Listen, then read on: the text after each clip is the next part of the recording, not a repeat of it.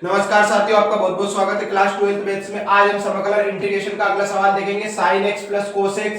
पहला सवाल है, वेरी वेरी मोस्ट क्वेश्चन है, आपके पेपर में आ सकता है बेहतरीन तरीके से। तो इंटीग्रेशन में हम क्या कर लेंगे, पहले is equal to sin x, समाकलन sin x है ना, sin x plus cos x का हमने इंटीग्रेशन ले लिया और x के सापेक्ष समाकलन कर दिया। तो हम sin के sin x और इधर x के सापेक्ष समाकलन sin x dx प्लस समाकलन cos के सापेक्ष तो cos x dx। x के सापेक्ष हमने क्या कर दिया बेटा, समाकलन कर दिया। तो समाकलन sin x का समाकलन क्या होता है, तो sin का समाकलन हमें याद होना चाहिए। sin का समाकलन क्या होता है, तो sin का समाकलन आपको याद होना चाहिए बेटा। sin का समाकलन होता है माइनस cos, sin का इंटीग्रेशन क्या होता है minus cos x plus cos का समाकलन क्या होता है sin x। ये आपका क्या हो गया यहाँ से आंसर, ठीक है।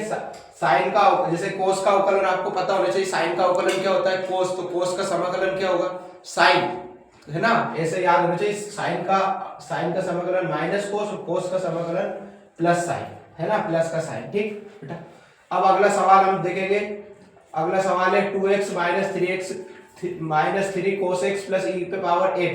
इसका हमें इंटीग्रेशन देखना है, तो 2x minus 3 cos x plus e पे पावर x।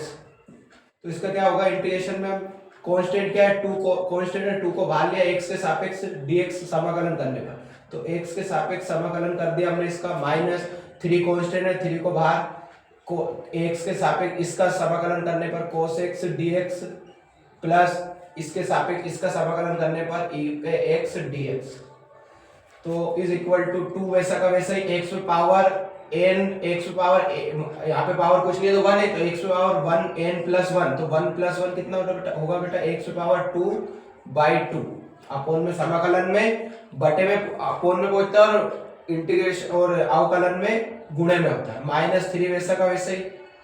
कोस का समाकलन क्या होता है, कोस का समाकलन क्या होता है प्लस के साइन, ठीक है। कोस का समाकलन क्या होता है प्लस के साइन, है ना, प्लस के साइन x। आप चाहो तो प्लस का साइन तो साइन ही रहेगा फिर तो।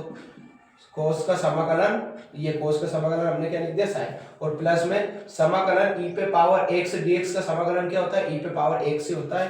तो आपका इस प्रकार ये क्वेश्चन का आंसर हुआ, ठीक है। आप चाहे तो 2 से 2 काट सकते हैं, ठीक है, तो 2/2 भी लिख सकते हैं आप। 2/2 x पे power 2 minus 3 sine x plus e पे पावर x। अगर काटना है तो 2 से 2 काट दो, तो आपका आंसर आएगा x² minus 3 sine x plus e पे पावर x। बाकी आंसर ये दोनों ही हो गए, ठीक है बेटा। अगर हमारे चैनल पर नए तो चैनल को सब्सक्राइब करें, अपने दोस्तों में शेयर करें। Thank you so much. जय हिंद, जय भारत दोस्तों।